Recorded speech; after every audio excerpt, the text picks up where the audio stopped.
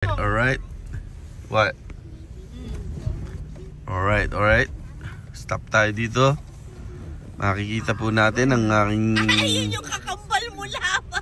Where? Sa likod. Sa likod? O, kaya sabi ko.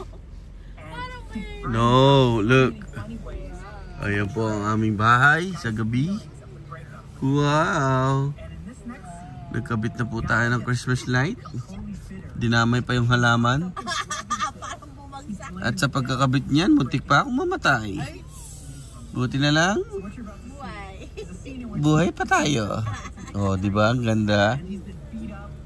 Worth it naman, di ba? $16 po kada isang kahon yan. Maganda pala niyan. Oh, di ba? Yung parang Christmas tree yan. Tuwan-tuwa po ang asawa ko. Muntik na ako mahulog.